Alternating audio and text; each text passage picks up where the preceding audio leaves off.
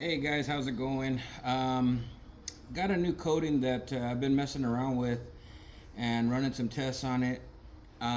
This is actually Icro. This is another Italian coating. Um, I've heard some decent things. I've heard on both sides, but I wanted to test it out for myself. I met the guys over at Icro at the AWFS Woodworking Show, and in communication with those guys, they, offered to send me some samples out to run some tests on. And as an overall look of the coating, I have to say I'm not 100% dissatisfied with it. I think it looks nice. The one thing I did notice is that if I get it up real close to get it to really level nicely out of the can, it wasn't 100%, but it looks nice. I'm not going to say it doesn't look nice. It does look nice. It's not tight to the wood like some of the other coatings out there, but we ran a couple basic tests on it. And so I have them set up here. This is a 7-day. This is after 7 days. This is 15 days, and this is after 30 days. So we did some basic, food items. I did soy sauce, mustard, ketchup, and some barbecue sauce. So on after 7 days, this is mustard, and this was soy sauce. Those were the two that stained it. They stained it, and the stains couldn't come out. I damp clothed them, the whole 9 yards, and they wouldn't come out. This is after 15 days, and you can see really only the mustard showed up, which to me is pretty good. So that's at 15 days though. So that means, I think what happens is this coating does take a long time for it to cross-link, and with the communication and the things talking about with these guys, it does take quite a few days for it to fully cure, close to 30 days. And what they said was actually true. So this is after 30 days, very light staining. It actually didn't really show up any of the soy sauce. I actually did coffee too, and really none of the coffees stained any of the doors. So I was kind of happy about that, because that's one of the things that people really deal with in their house. But as everyday cooking and cleaning, these are things that we want to make sure that the coating is going to be able to hold up to. So first thoughts, the coverage is nice. It did level okay. I just couldn't get it real tight, and I know if I played with it and if I doctored the coating a little bit, and probably add some reducer to it and things like that, I know that for sure I could probably get it to lay down really tight. But out of the can, it didn't quite level as tight as other coatings. It still looks nice. I'm not going to say that it doesn't look nice. The other thing was that kind of threw me off a little bit was the viscosity of the coating. They claim this, and this is right out of the can. They claim this to be a really thixotropic coating, and really it's kind of real similar to a lot of the other coatings that we use. I'm not going to name any other brands, but people who know me know what brands I use, and the viscosity is pretty similar. It doesn't seem like the thixotropic that I'm used to seeing. Like I said, I'm not going to discuss any of the other coatings. We're here to talk about this coating. The last thing here was I put it into my traditional 1.8 cup gun. This is a 1.8, and I was kind of intrigued about that, because I was thinking, how is a thixotropic coating going to be able to spray out of a traditional cup gun without any reduction? They said right out of the can. So I said, you know what, that would be awesome, because sometimes we have to do touch-ups, and if I had a coating that I could just put in a regular cup gun and I didn't have to worry about setting up a PPS or have a pressurized cup, it would be amazing. This is the 1.8. I have some coating inside here if you want to take a look. It's the same exact viscosity of what's here. It's the same exact viscosity, so I can show you guys. You can see it's the same thing. I just poured it off into there, and this is actually their 30 sheen. Okay, so I wanted to set it up on my cup gun here. This is a Total Finishing Solutions HVLP, their Jaguar gun, and this is a 1.8 needle on it. And I wanted to use a high quality gun because I've heard other claims that guys are spraying them at Harbor Freights and having no problems. This is about a $600 cup gun. So, you know, this is, and I have the pressure turned up pretty high, but if I open the fan any wider, and let's see, just to give you a reference, I'm about 6 inches away, and it has a hard time.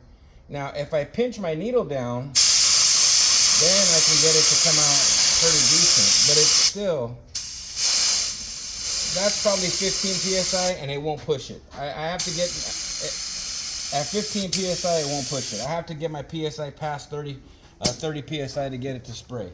So I did also spray it with my PPS cup gun with the 1.4, no problem. Pressurized cup, no problem. Traditional HVLP, not so good.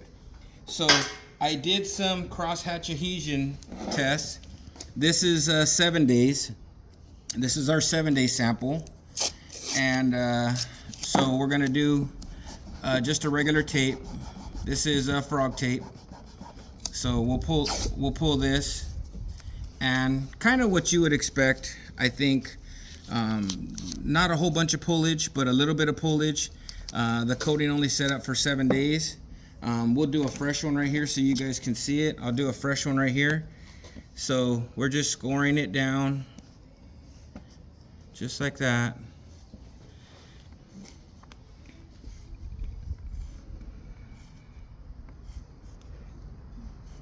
Okay, do the same thing. And this is not like duct tape. I know if we used a more aggressive tape, it would probably pull it quite a bit harder. But this is just, you know, frog tape. And you can see we got some chunks that pulled off. This was paired up with their 415 primer. But again, I'm thinking the 7 days, you know. I did the same exact test on the 15 day. That's setting over here. This is a 15 day. Did a test here, and then we'll pull this one. Actually, this one pulled a little bit more. I don't know why, but that was a 15-day test. That's a 15-day, and then we'll do the last one, which was the 30-day cure, which I would expect to be the best.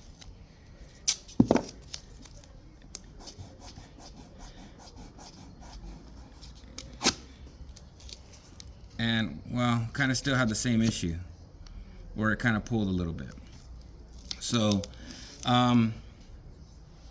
this is 415 primer with Icro 5000 series, but we sprayed it in a 30 sheen, not in a 10 sheen. Also, we're gonna do a couple wear tests on it with some different products here. I have naphtha, and I'm gonna do a couple naphtha rubs. This is naphtha, so you guys can see. I'm gonna do some rubs right here. And naphtha, 5, 6, 7, 8, 9, 10, 11, 12. We're gonna let it flash off for a second. Try it. The naphtha doesn't seem to have really any effect. Looks like I don't really see much of a sheen. Maybe it polished it just a little bit, but didn't look like it did too much of a sheen. I'm pretty sure on the other samples it's going to do the same, because those had quite a bit more time to cure and dry.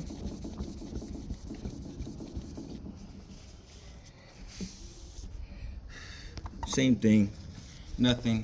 I don't see no coating or anything coming off really to speak of. We'll go a little more. This is naphtha though, okay guys? This is naphtha. Okay. And with naphtha, I don't really see much. Again, maybe polish the finish just a little bit, but not nothing to speak of. So that's pretty good actually. That's pretty good. Even on the 7-day cure, that's pretty decent. So now we're gonna pull out some acetone. And the only reason why we even do these tests is this really gives us a good gauge on how it's going to hold up against a lot of the cleaners that are in homes that people use, especially in the aerosol cleaners.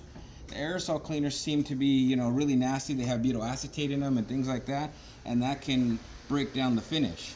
So let's do 20 rubs. 1, 2, 3, 4, 5, 6, 7, 8, 9, 10, 11, 12, 13, 14, 15, 16, 17, 18, 19, 20. Okay, so I got a little bit of pullage, not a whole bunch. So actually not too bad. It did degloss the coating a little bit. As I can see here, it kind of like, you know, dulled it down a little bit.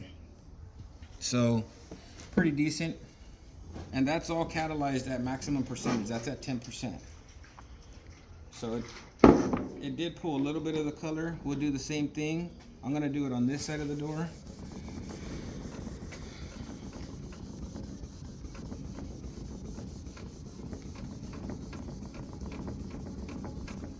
Okay, same thing. It pulled just like a touch of white, but not too much. This is on the 15 door sample. I really don't see too much of a difference in sheen or anything like that. So that's really good. That's good. That's 15 days though. That's up to 15 days. And then we'll do the 30 day, which I'm assuming is gonna have pretty much the same results. That's good.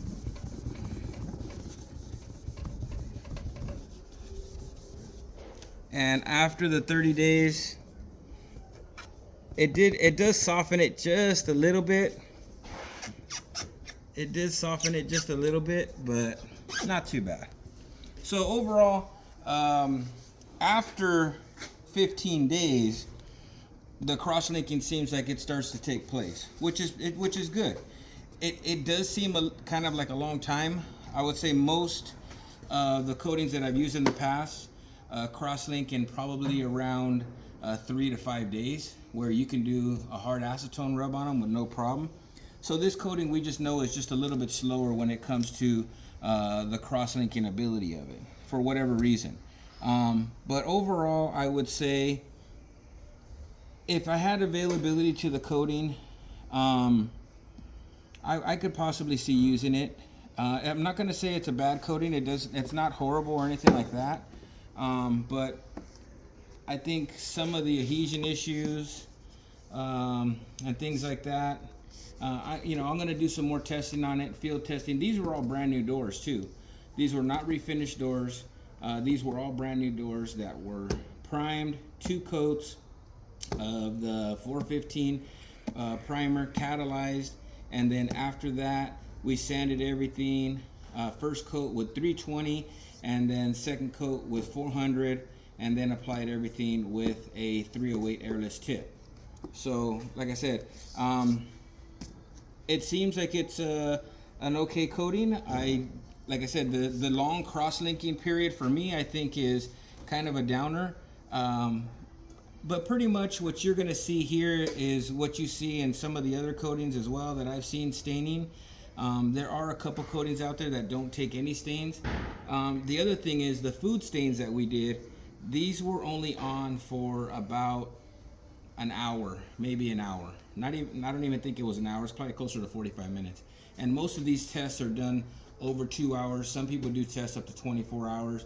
But I figured, an hour or two, a customer noticing it, wiping it off, and seeing if it would take a stain. So, and that being said, if we left some of the products on there, it might have taken it a little bit harder. The only one that really seemed to take it was, as you can see here, the color in the set after 7 days, which I guess you would just have to have a disclaimer with your customers, letting them know that be very careful not to let any products get on it for the first seven days. After the 7-day mark, it seemed like you were okay. It was okay. So anyways, I try to keep my videos short and to the point. If you guys have any questions, you want to reach out to me. I've been playing around with this coating quite a bit and doing some other testing in sprayability and vertical hang. I did notice on some of the samples that I sprayed vertically, I was able to get about 3 or 4 wet mills without having any kind of any kind of dripping or any kind of what we call curtains. So as long as we kept it in that range, no problem. If we went north of 5 wet mils, then you kind of started to see heavy lines that what we call curtains. And so, you know, that's the only thing that I could say is keep your wet mils probably around 3 or 4 wet mils. The other thing I noticed with the 415 primer was that if I applied it any heavier than 5 wet mils, and if I just put it out in a regular 70-degree day temperature, it would start to mud crack a little bit. So I think in that primer, if you keep your wet mils around 3 mils, and let it tack off and dry and then apply a second, then you're not going to have any problems at all.